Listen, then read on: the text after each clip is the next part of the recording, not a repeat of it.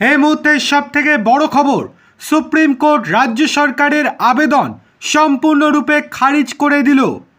আজকে প্রধান বিচারপতির কাছে ফের মামার বাড়ির আবদার করে বসেন কপিল সিব্বল, কিন্তু সেই আবেদনে বা সেই আশায় জল ঢেলে দিলেন প্রধান বিচারপতি। কি হয়েছে চলুন জেনে নেওয়া যাক।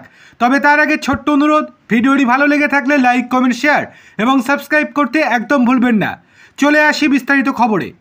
অন্যান্য অনগ্রসর শ্রেণীর অর্থাৎ ওবিসি শংসাপত্রের বিজ্ঞপ্তি সংক্রান্ত মামলায় কলকাতা হাইকোর্টের নির্দেশকে চ্যালেঞ্জ করে সুপ্রিম কোর্টে প্রধান বিচারপতির দৃষ্টি আকর্ষণ করেছিল রাজ্য সরকার। কিন্তু গতকাল জানানো হয়েছিল যে 1 মাস পর এই মামলার শুনানি হতে পারে।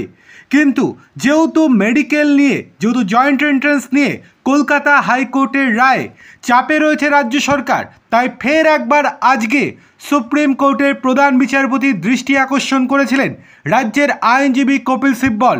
কিন্তু সেই আবেদন কোনো রকমভাবেই শুনলেন না প্রধান বিচারপতি বি.আর. গবাই।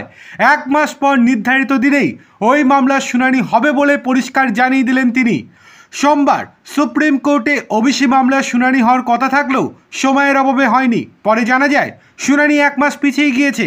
এরপরেই ওবিসি জট নিয়ে প্রধান বিচারপতির দৃষ্টি আকর্ষণ করে আদালতের দ্বারস্থ হয় আজকে রাজ্য সরকার।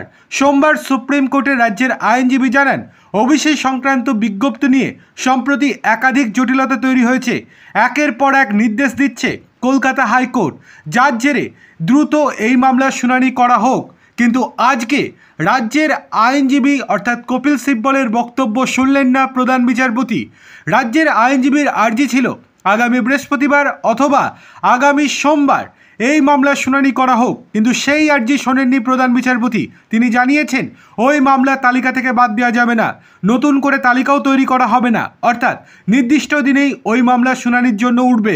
অর্থাৎ সুপ্রিম কোর্ট সূত্রের খবর, আগামী 9 সেপ্টেম্বর ওবিসি মামলার শুনানি হবে।